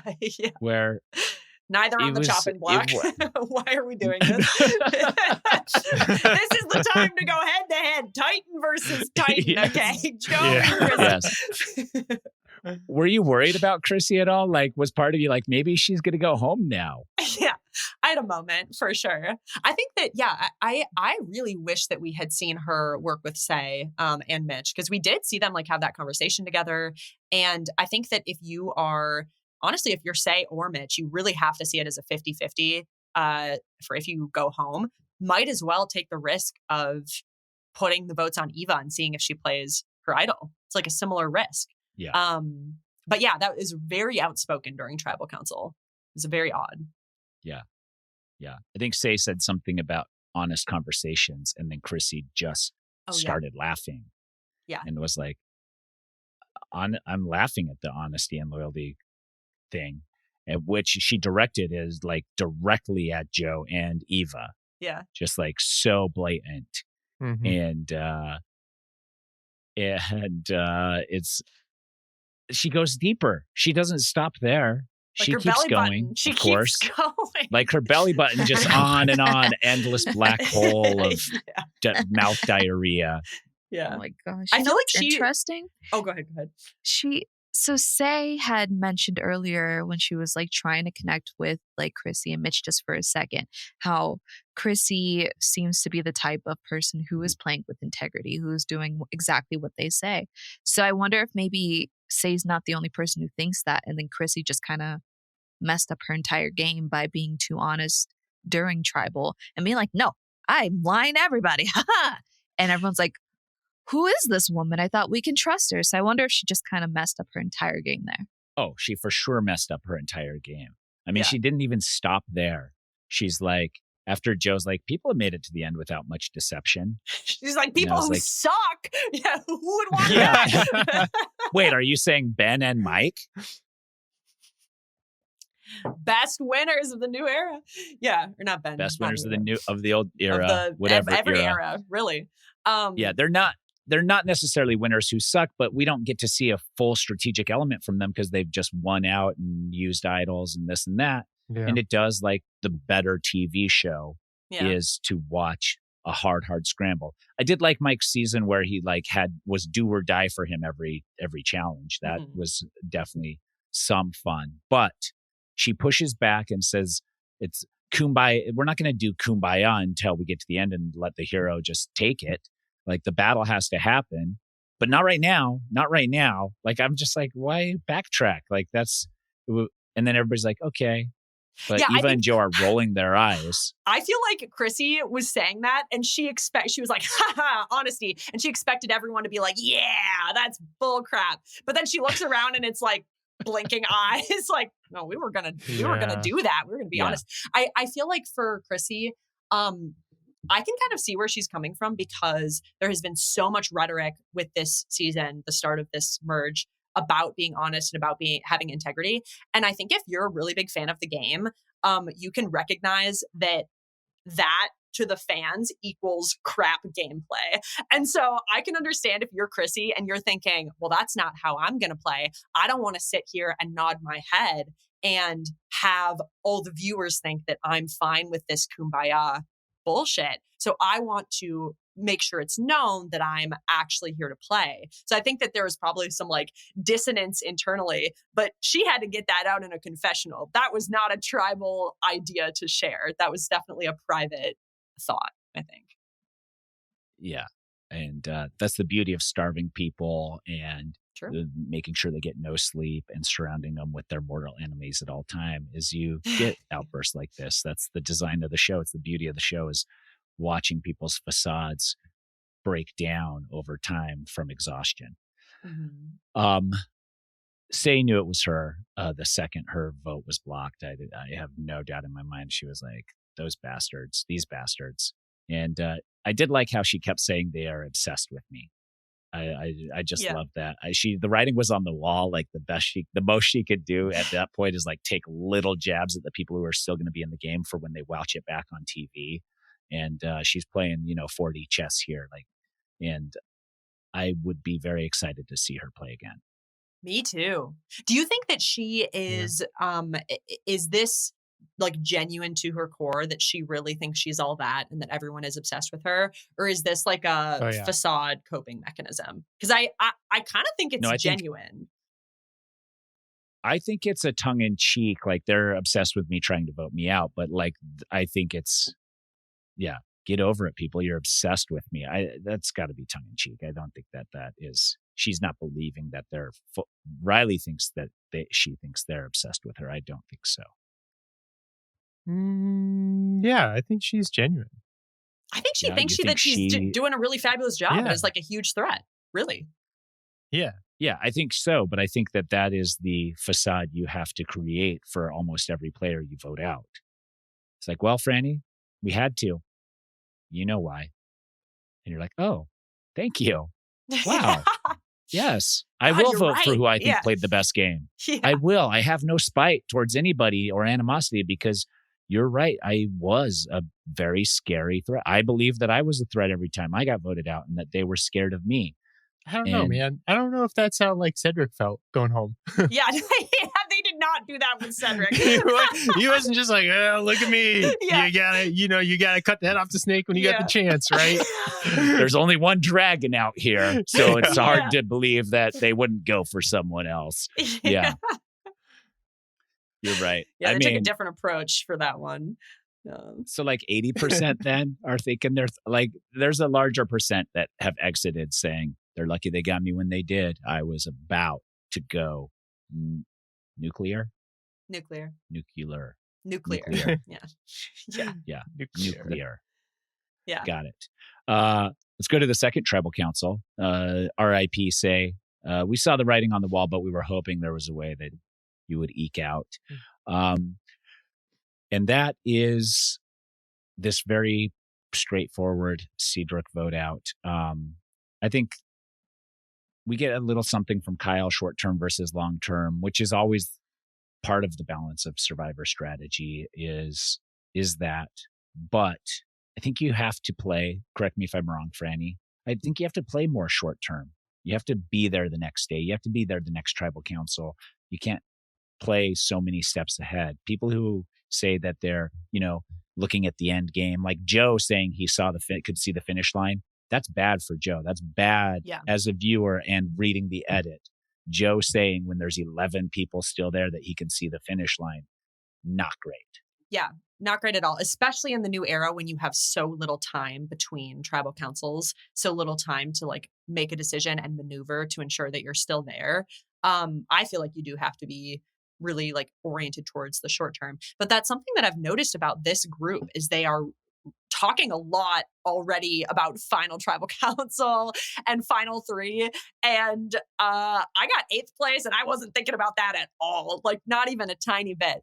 So it's interesting. I think it like changes the way that they play a lot. And maybe it's okay for them because almost everyone is thinking that way. I think that where it gets dangerous is when there's a mismatch, like between how you're approaching the game and how the rest of the tribe is. If everyone else is playing for survival and short term, and you're playing long term, but if everyone is thinking about the end, then maybe it's not as big of a problem for Joe. But everybody unique. Can't be thinking about the end. The Integrity Alliance is obviously thinking about the end. They have to be there. In the majority, they assume that like if everybody's sticking with them, they're going to pick off all the stragglers until it's just them. Mm-hmm. And then they probably already have plans in place within that faction of the smaller group that gets to 4 and the smaller group that gets to 3. So those people are fine. But the people like Mitch and Mary and Camilla and those Chrissy, they have to be playing the short-term game because they don't even know where they lie. Mm-hmm. And I think that's scarier. That's scary to the big group, but the big group doesn't even realize it because they're already eyeballing the end game. Mm-hmm. I also think that makes you a better player when you have to play from the bottom like that and you have to get creative, like what we saw Camilla and Kyle do. That like crucible that they were put in forged them into stronger and more flexible players. And I think that's going to like benefit them a lot. Do you think that we're going to see that big 5 just vote out all of the other people, or will there be a breakdown? Yeah. There's going to be a breakdown. It already started. It already started here with Shaheen being the decoy. You have to be sweating a little bit and you have to take a little wake up call and also grant yourself a little liberty to go against that group now. Shaheen will say in the end, if Shaheen gets to the end and he cuts this group down, he'll say, you guys were willing to put me as a decoy. That's when I realized that I wasn't in the top of your group and I had to do something. And that's his pitch. And I think that if he gets a little wake up call from this, a little shake, and Camilla is spreading some mistrust amongst people as well, then maybe I think it's going to happen. I don't know how soon. I think now this episode, especially with the double vote out and that group split up on both sides, would have been an excellent opportunity on either side of this 2 groups of 6. Either side could have gotten rid of someone from the Integrity Alliance, and both sides chose not to, which is weird. Yeah. The reason I also find it hard to believe that they will literally be the final 5. But this is the most that I feel like we've seen this talked about in a long time. Usually every season, like there's maybe one or two people who are saying like, oh, we're going to be honest and have integrity. But there are so many people that seem to be leaning into that. And if you are Shaheen or if you are Kyle, it benefits you to lean into that as well. And I think that if you are one of them, it's really scary to flip on that because it feels like they will just come and vote you out the next day. So I could see them like out of fear of misusing this letting like opportunity. Yeah, letting it go a little too far. I'm really curious to see how they handle that. Yeah, that is true. And that is the balance. And I'm certain that's what Kyle is thinking is when do I strike? Because when I strike, it has to be final. And the balance is too early and you're done, too late and you're painted yourself into a corner and can't get out. All right. And now it's time for everyone's favorite part of The Pod Has Spoken. We have Riley's reads. Before we get into that, though, Riley, we had Dylan O'Connell, who keeps stats for us and tweets them out each and every week. He had gotten wind of the double tribal council through some online, because, you know, those people read the online like advertisements and stuff and see that things are happening and can tell. So he said, looks like it's a double tribal council. Who are you thinking? Riley wrote, Say and Cedric. I have it timestamped here last week. Wow. He gave us the groups and Riley got both of them. And I tried to think outside the box a little bit. And I said, probably Joe or Eva and Cedric. So I got one of the two, but Riley got them both. Very, very good, Riley. I'm really proud of you, buddy. Oh, thank you so much. Yeah. Great. You can miss it. If you need to miss an episode for a purpose less worthy than the podcast, I'll give you one PTO. Cool. Yeah. Here's your treat. I'll save it like a little coupon and put it on the fridge. Use it when I need it. Yeah. Perfect. Yeah. To be used one time throughout your podcasting season. Yeah. Let's get into it, Riley. What do we got? All right. Let's go through our favorite moments of the episode. Frannie? Tyson. Oh, okay. I'll start. Oh. I always start, but I was like, start. I know, but I know what Frannie's is, so I decided to let Frannie go first. Okay. What do you mean you know Frannie's what mine is Shaheen. Shaheen singing at the challenge. Oh, that was mine. Yeah. That one was so good. It was great. Damn it. Where's the element of surprise? If I had to pick a second one, this is a tiny moment, but I really liked it. When they walk into the challenge this week and Mary is wearing a bright pink tank top. That was clearly Charity's. And I love when they start switching clothes because to me, you know, the players become so linked to me with the color of their starting tribe that when she walked in, I was like, whoa, Mary can wear pink? Like the game is blown open. She said she wanted to get the green off of her. She did it. Yes, and she did it. Finally did so it. that was my secondary favorite moment. It must be exciting when the person that you know is going home that night doesn't take all their clothes. You feel rich. We had that with Bruce because Bruce had his head injury and was just pulled and had tons of clothes left over. And so we would pass them around and argue about who got the belt this day. It's so fun. It's like you're shopping. It's really great. Yeah, it is pretty fun. On Blood versus Water, I couldn't sleep in my jeans because it was too hot. So I got to wear Colton's sweater as pants. So I'd pull it up and put the arms where my legs were in the armholes. And then you had a neck hole to poop out of if you had to. I never pooped out of it, but you could. Okay. In theory, you probably could figure out a way to poop out of the neck hole of the sweater wearing it upside down as pants. But it was much more comfortable to sleep in. Yeah, you do. That's great. It's better than a Q skirt. That would have changed everything for me. I would have been the winner of season 44 if I just had a poop hole. That really helped me back. And it's ventilation too. It's a lot of things. So, airflow. Yeah, airflow. My favorite moment, man, I don't know. I guess maybe just the challenge in general, the banter back and forth, David flexing his muscles, Shaheen singing the song, Jeff going straight to, if you think you got what it takes, come out here on Survivor. Probably that whole little mashup. Ashleigh? I think my favorite, other than, of course, the immunity challenge, is when Say admitted that, or to us, admitted that she was just like writing down Cedric's name just to mess with him. That was Like, pretty that fun, is too. so funny. Like, I don't know what kind of game she was playing, but she's so funny. Yeah, just creating I loved chaos. her. She's she's so great for the show. I would really panic if I was playing with her. I think she's the type of person that I would like not know how to deal with her at all. But like her confessionals about, she's like crying about the, codex thing, her leaving the note for Mary in sticks saying that they were looking for an idol.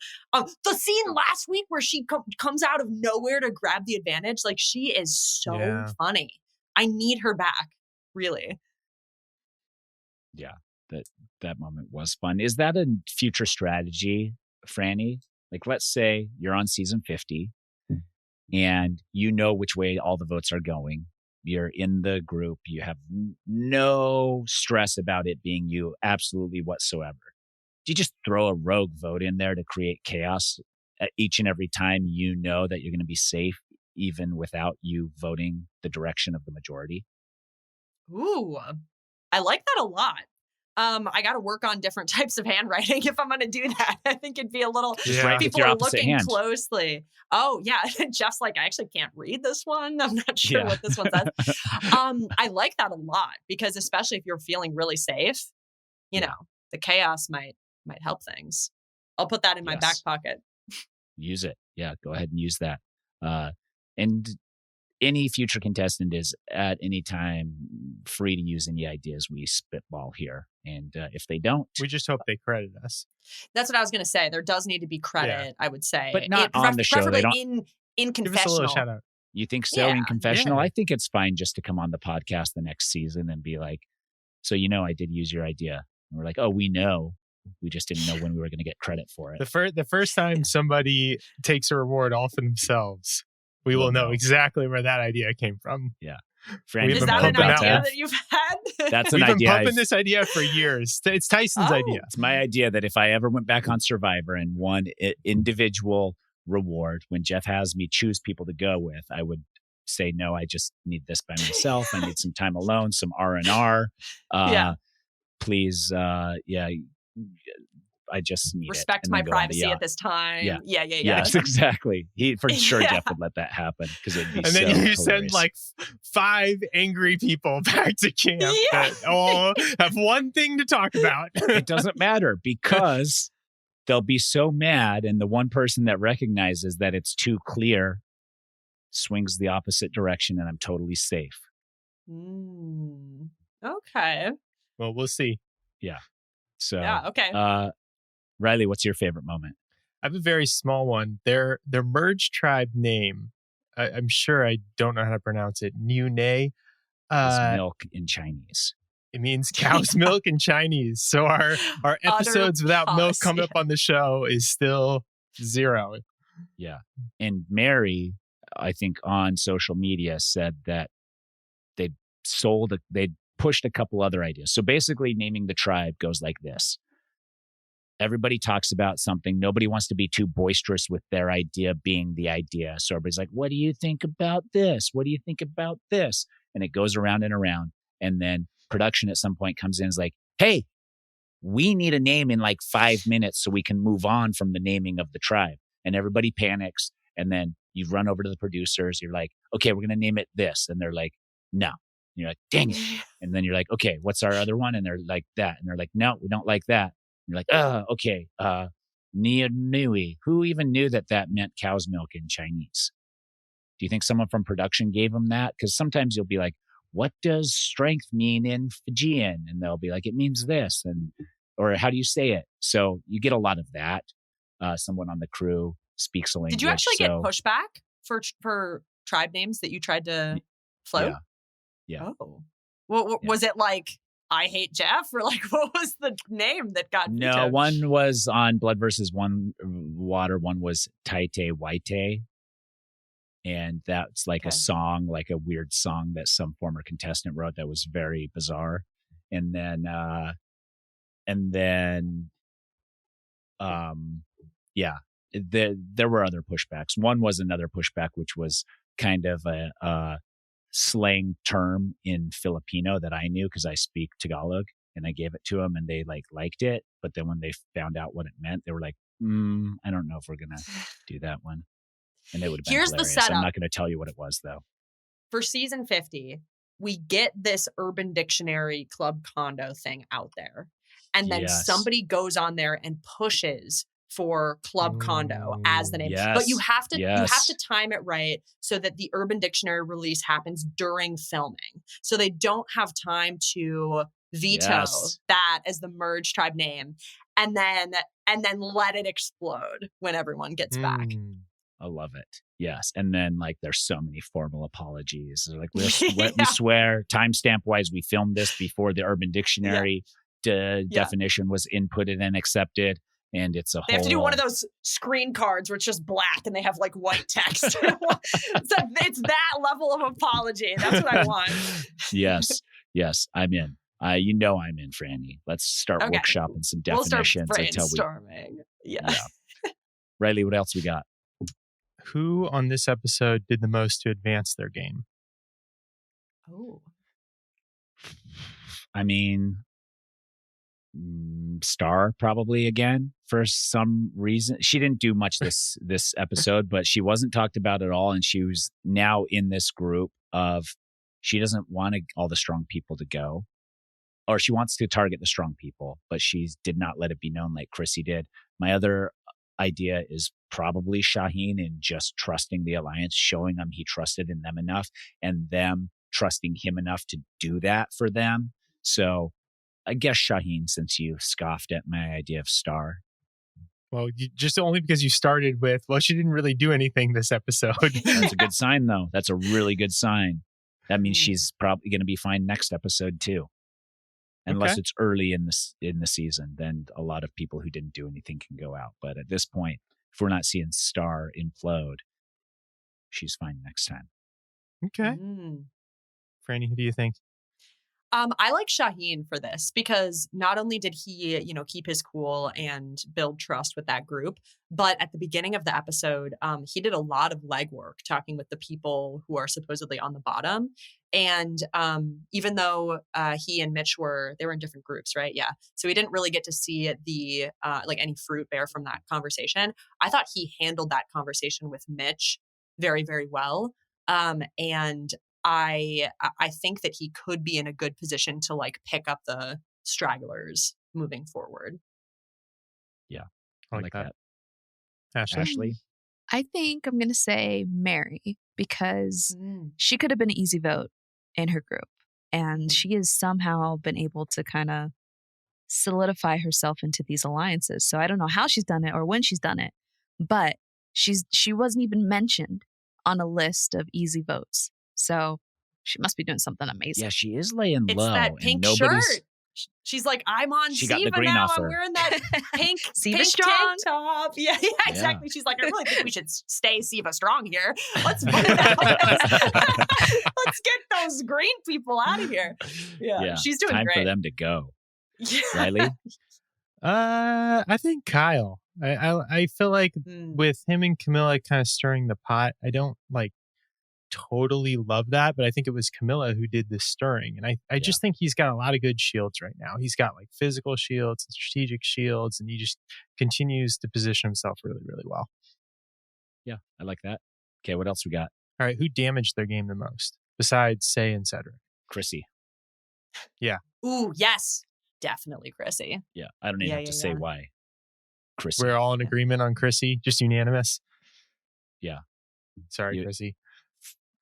Okay, let's do winner picks. Okay, my winner pick is out. Cedric is out. I get to choose you get to refresh. A new player. You've been thinking about this for an hour and a half now. I hope you got something good. Yeah.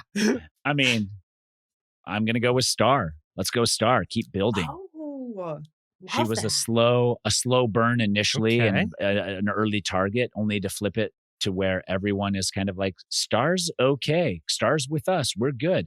She's physical enough that the Integrity Alliance probably is like, she's strong enough. Maybe she can be with us.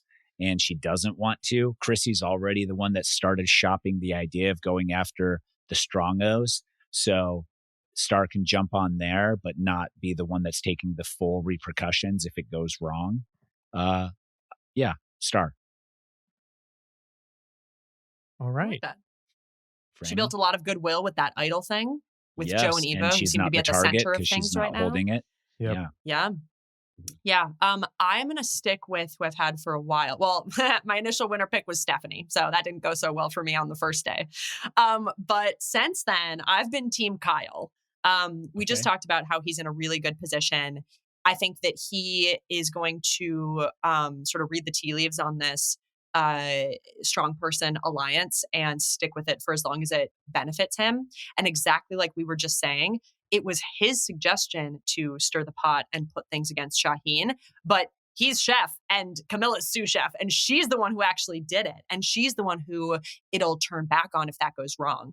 And so I think that he is really set up very well to, as soon as this strong alliance shatters, if he can make it through that transition, I think that he's got a lot of options and could make it to the end and win.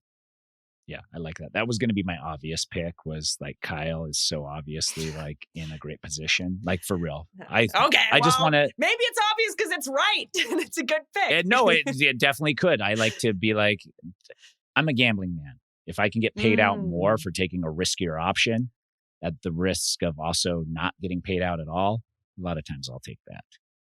So, I mean, we're not putting odds on this, but yeah, I was gonna say Kyle has better odds to win. Because I might change. Kyle would have way shorter odds, I think, than almost anyone at this point. For sure.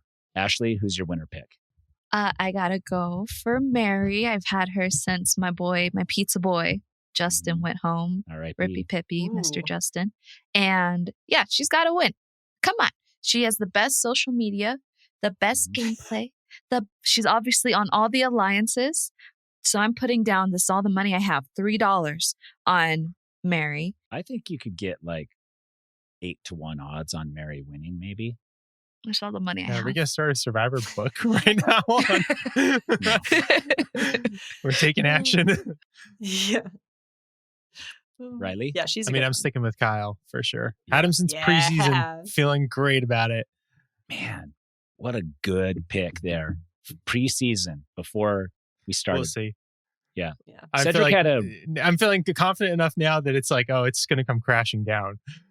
Yeah, but this remember is the the time Riley when it's curse? bad to be too confident. Yeah. There's a curse.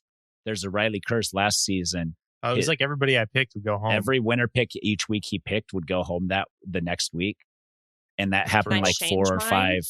That happened like 4 or 5 episodes in a row. But he's had Kyle every time this season, and it's been fine. The curse is broken. Yeah. Okay. Because Kyle didn't go home first, which if the Riley curse were still in effect, would have been the outcome. I see. Okay. I see. Riley? All right. Our last thing here is who it will go home next week. Ooh. Who will go home? Which next week feels... I don't know that there's really any easy vote left. Easy vote.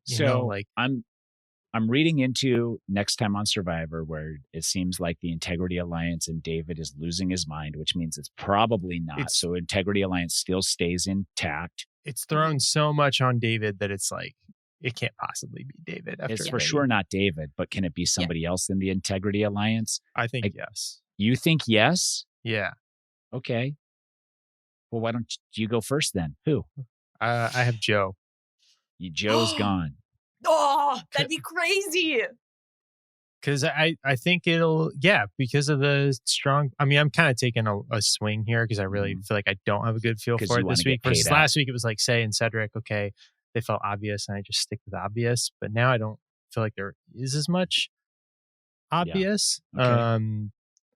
Joe, I think what it could be is that he's so close with Eva, but they worry about Eva's idol and David wins immunity or something. So then he's the target. So they flush the idol and take Joe. Break up the Power 5. Yeah. Flush the idol and take out Joe. Yeah. That's my guess. I don't mind that. Frannie, who'd you got going home next? I don't gamble. So I'm going to go with what feels like the most straightforward answer to me, which is Mitch. I think that, like I said, he's in this worst case scenario where everyone is saying, wow, everybody likes Mitch and he has a really good story, but nobody in particular feels that close to him and nobody's going to put their neck out for him. And I think it'll be at least one more week before this bubble bursts with this Integrity Alliance. I think that they'll do one more easy vote and then people will start to get restless. So yeah, I'll put my money on Mitch. Okay. Ashleigh? I was going between Mitch and Chrissy because I feel like, oh yes, yeah. But this is only if the promo's like 100% wrong and there's no cracks yet in the Integrity Alliance, because it'd be Chrissy because she like outed herself for being a normal Survivor player, and then or Mitch because his story is too good and Joe was starting to feel a little bit he was sweating a little bit thinking about Mitch and how popular he is in the team. And so like it's either those two, or I still think Eva is going to be the first one to leave from the Integrity Alliance, just because of if the outsiders just come together, which they just can't seem to, but if they come together, they would probably take out the last bit of like, I guess, humanity for Joe. And then Joe wouldn't be able to stay with the group very much. And then that would cause a rift there. But, you know, I don't know. I like the Chrissy pick because she did definitely dig a hole here. Mm-hmm. And that will make it obvious for the Integrity group to go against. But I'm going to say Camilla. I think it circles back on her immediately because Shaheen and David cross-check what Camilla was selling to him and realize that she's the one trying to put rifts and cracks in the alliance. And if she keeps her foot on the pedal next tomorrow or next week or however we're going to phrase that, then they're already going to have her number a little bit and it's going to be a problem. Yeah, that's what's interesting there too, is obviously Kyle really does not want Camilla to go, but the whole value of their alliance is that it's undercover. So he can't put his foot down in a huge way without like exposing himself. Ooh, I hope Camilla doesn't go. That'd be a shame. Yeah. I mean, the best case scenario would be if just all 18 people won Survivor every season. Yeah. That's what I'm hoping for. That's way too expensive. Integrity this season. Let's just give it to all of them. What are we doing? What's with this lying stuff? Exactly. Oh, man. Exactly. Anything else, Riley? That's all. Okay, that's it. Thank you all for tuning in to The Pod Has Spoken. Thank you, Frannie, for your time and energies and input. Really a pleasure. Ashleigh, as always, for being here throughout thick and thin. No matter what life throws in your way, you're always here and willing to make time for the fans, for me, and even do all the back end stuff, which we're eternally grateful for. And Riley McAtee is here too. Until next week, see ya.